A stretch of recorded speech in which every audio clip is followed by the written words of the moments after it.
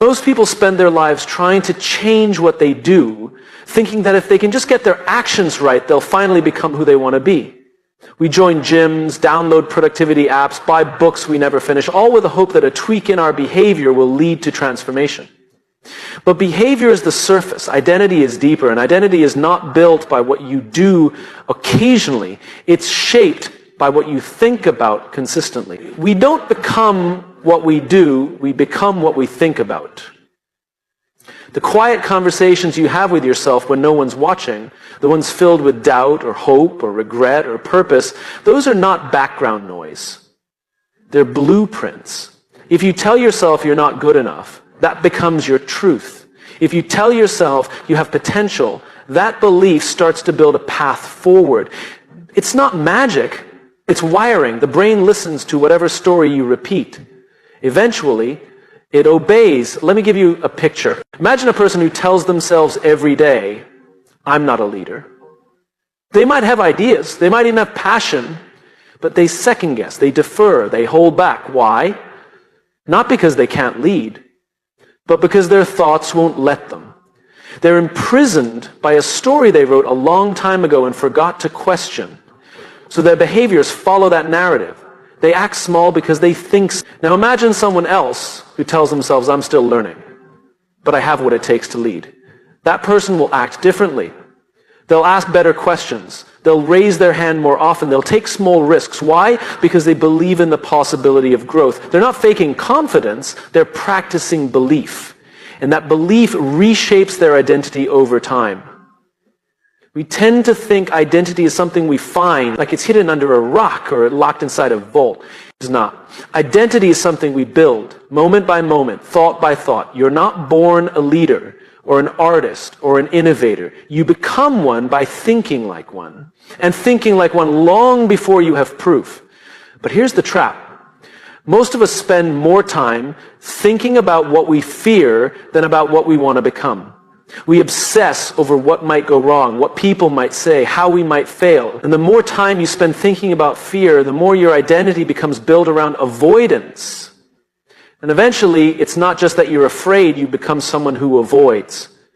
And that's a very different life to live. Our brains are like soil. Whatever seed you plant, fear, gratitude, anger, hope, will grow if you water it. So the question isn't whether your thoughts are shaping you. The question is, what kind of person are they shaping you into? I once spoke to a young woman who told me she wanted to be a public speaker, but she said, I'm not naturally confident. I asked her, how often do you tell yourself that? She paused. All the time, she admitted. And I told her, that's your biggest barrier. Not the skill of speaking, not the fear of the stage, but the idea you've accepted about who you are.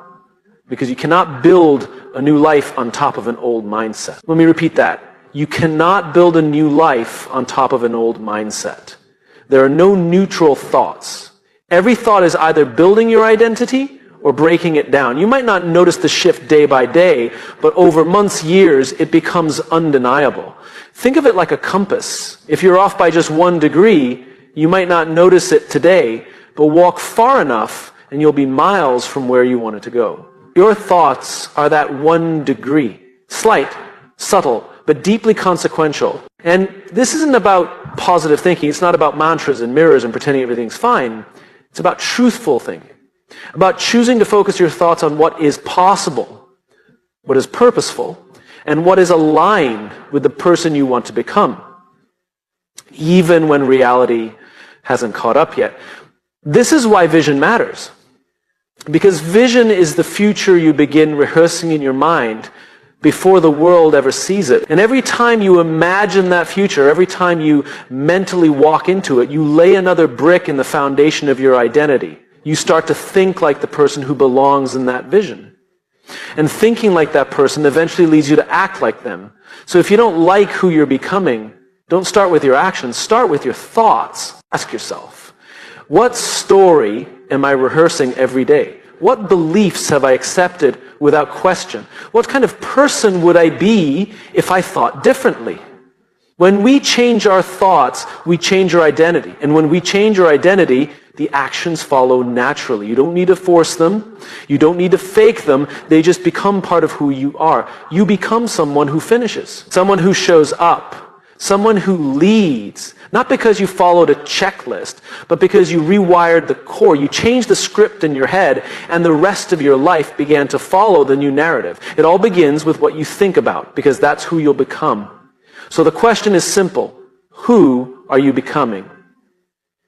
And an even better question, what are you thinking about? There's a difference between wishing for something and believing in it. Wishing is passive. It floats in your mind like a nice idea, but it doesn't carry weight. It doesn't create change. Belief, on the other hand, is active. It has gravity. It anchors your attention, pulls your energy, and slowly, quietly reshapes your actions to align with it. And when that belief is focused, not scattered, not vague, but intentional, it becomes a force that turns thought into reality. Most people don't fail because they lack ability. They fail because they never fully commit to a belief. They move halfway toward a goal, keeping one foot in and one foot out, telling themselves it's safer not to go all in. And so they dabble. They try things, but they don't truly believe in them. Not deep down. They're hoping it works. But hope without belief is weak. It wavers. It retreats at the first sign of resistance. But belief, that's different. Belief says, this matters. This is real to me, even if no one else sees it yet. And focused belief goes even further. It says, this is what I believe, why I believe it, and I'm willing to align how I live around it. Because the truth is, what you believe drives how you behave. Always. Even when you don't notice it. If you believe you're unworthy of success, you'll sabotage opportunity. If you believe you're always behind, you'll chase things that don't actually matter. If you believe the world is against you, you'll start looking for proof that you're right, and you'll find it. But if you believe you are capable of learning, you'll face hard things with curiosity instead of fear. If you believe you bring value, you'll stop begging for permission to speak. If you believe your vision matters, you'll keep building it even when no one claps. Focused belief doesn't just help you endure, it helps you choose what's worth enduring. I once spoke to an entrepreneur who spent years building his company with barely any revenue, no followers, no validation. I asked him, what kept you going? He didn't hesitate.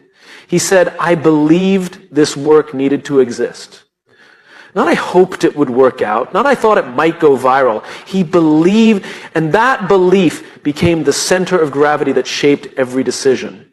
You see, belief is not something you feel when things are going well. Belief is what you hold on to before anything has worked, before there's proof, before the doors open, before the results arrive. It's the voice that says, even if no one else sees it, I do.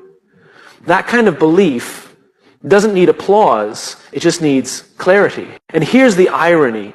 Most people think they'll believe in themselves after they succeed. But it's the other way around. You succeed because you first believe. Belief creates alignment. It turns scattered energy into focused movement. When you believe in a mission, your habits start shifting. You stop wasting time trying to please everyone. You start saying no to distractions. You begin measuring your day not by how much you did, but by how close you moved toward what matters. But unfocused belief, that's dangerous too. When you believe the wrong things rooted in fear, scarcity, comparison, you still get alignment, but it's alignment in the wrong direction. You might become incredibly good at playing small. You might become disciplined in your self-doubt. Because belief, focused or not, always grows roots. That's why you have to be intentional about what you believe. Ask yourself, is this belief serving me? Is it making me more courageous, more honest, more alive? Or is it making me shrink? If your belief system is built around staying safe, staying liked, or staying small, you're not building a life, you're building a prison. Focused belief, by contrast, frees you. It gives you a center, a reason to keep showing up even when no one is watching. It helps you weather disappointment. Because you're not chasing approval, you're building something you believe in. That's why some people can fail again and again and still get back up. It's not because they're stubborn, it's because their belief is focused on something bigger than results. Belief also clarifies identity. When you believe in a vision, you begin to ask, what kind of person do I need to become to make this real? You don't just dream about outcomes, you think about character. You start aligning your choices with the person who belongs in that future. That's how real change begins, not with discipline alone, but with the belief that fuels discipline. Think of belief like the frame of a house. If the frame is weak, it doesn't matter how beautiful the paint is, it's not going to stand. But if the frame is strong, even the storms won't shake it. Focused belief is your internal frame.